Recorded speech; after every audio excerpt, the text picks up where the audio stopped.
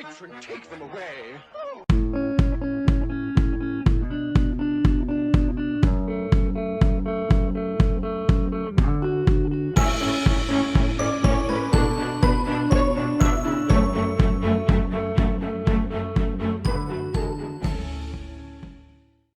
And welcome to Morning Watch with me, Scruff, on this fine day, 27th of September. Is it a fine day? Yeah. I can see the deals, I can see the sheep today, so it's a little bit of a clearer day. But are the charts any clearer? No, not really. It was an odd day yesterday. It was a real odd day. And today might be similar. However, let's see if we can uncloud it and have a look. Because in these little videos, what we do is we look at the economic news, see if there's any major spikes or turning points to be aware of. And the times that I talk about are UK times, so please be aware of that. And we'll also look at the strengths to see which the strongest currency of the day is and the weakest currency to help you find some form of a watch list. Now, these videos are done on kind of a reward basis to see if my time is worth it. It's done on clicking that like button. If we hit 100 likes, the next one will be public. If not, it stays inside the Discord for the Scruffy Squad members.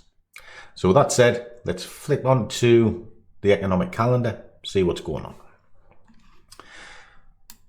So, through the night, there wasn't a great deal going on. There's a little bit of news happening this morning as we speak, which is on the euro. It's not really doing a great deal at this moment in time. But it's something to be aware of because it gets masked behind the opens. Because you've got the European Open at 7 and of course later on this morning we're going to have the London Open at 8 o'clock. Now at 8 o'clock this continues, however it's all low level. So all you'll be aware of is the early morning opens anyway. Now there's very little to worry about this morning. It's all incredibly low level news, just ripples in the pond, doesn't really affect anything. So it's technically based all this morning till we get to about 1:30. Now at 1:30, if you're in the US and you're in something like cable, euro dollar, certainly euro dollar following on from this morning, at 1:30 there'll be a little bit of disturbance on the charts and you'll see some spikes.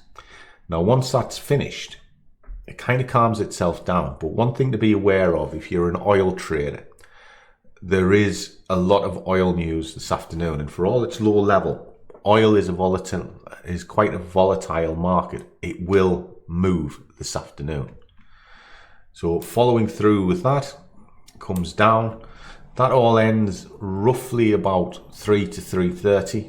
So up to 4 o'clock with oil, you're going to see some movement. And then after that, it's dead as a doornail. Back to normal business. So today isn't that bad from a news point of view. The only real times you've got to be aware of is running into 1:30 and then between 3 and 4. Other than that, technical day all day. So what is that like for strengths, etc.? Well, it's quite an odd one today because the US is still holding incredibly strong. It hasn't moved its position, whereas yesterday it hadn't gained any strength. Today, it did gain strength from the last data sample. In fact, it pushed up. Now, my worry with it is it the final push or is it just going to continue? I don't actually know. Because sometimes there's what's called a flush out, where everybody piles in, it's the final push, and then obviously it shoots back. But the Swissy has also held its position at 0. It hasn't moved at all. But it lost ground. Now, what this has caused is an extra push into that market. And again, it's one of those situations where hang fire, watch what it's doing. Because it's very dangerous to start trying to enter it to see if it goes any higher. But it's also very dangerous to try and enter it for the reversal at this point. You know, there's an old saying, you know, pick bottoms, get smelly fingers. Well, it works the same way if you're trying to pick tops. You know, it's not good.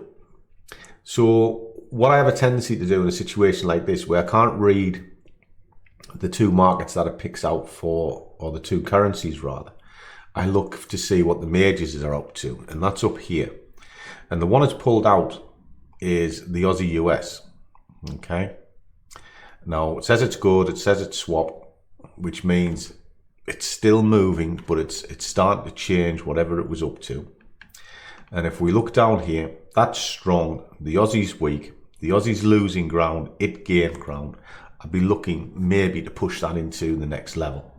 And then that's about as far as I will look to take this. Because again, there's a swap on the horizon. And if the US starts weakening, it'll naturally turn around and come up the other way. It's just the way that they work. But it lost ground. It moved further down. So it's kind of telling me that, yes, this could be the contender. Of course, you can look at the other way. You can start working down into the secondary currencies and go, well, it's CAD Swissy. Swissy, it's the same story. So again, US versus the Aussie, whereas the second one in the group, it's married up here. It's a good contender. So let's have a little look at that, see what it has to say for itself. So if we come across, I just want to quickly show you this as well first. There's the US. It's actually at a key point on the daily. It's come right up, but it's broke through, pushing. Now, if that's going any higher, its next visiting point is here, which is quite high, and it can get there.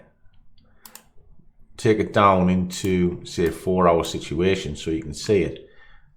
That's got no signs of slowing down. So until I see that slow down, I won't be really interested in it. And if I was to draw a fib on it to give you an idea of where the danger zone is, I wouldn't really be interested till it gets back down here and shows signs that it's coming back. It's just a dangerous market.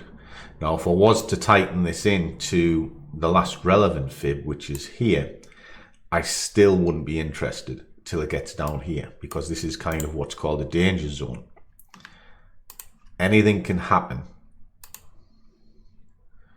inside that area. Now, I wouldn't be looking for it necessarily for a break to the top, but if I was looking to sell it, I would definitely need a break to the bottom. And that's the way I would look at this. At the moment, I just wouldn't look at this at all. I have traded it and got out by the skin of my teeth the other day, and similar situation. Now, yesterday when I was doing these videos, I said I was going to look at the euro, and I did. You know, I took the lesser of two evils, got paid, and away I went. So happy days. Now with this one, what I'll be looking for is kind of a continuation, but I want to see it relax somewhat. So the areas that I'm interested in, I'll be looking to sell in and around this area to come back down to there. Now, it's not going to be the biggest trade in the world, but it'd be all right. So from here up to here, I'd be happy to start selling it to get down into here. And why is that? Well, let's just have a quick look at it, shall we? Because there's its run, there's its collapse, it's failed the collapse, and it's pushing down, and its next point of attraction in order to get to is here. So it's coming back to break or brush the bottoms of these. So that becomes a reasonable target. And that's what I'd be looking at. Very, very simple.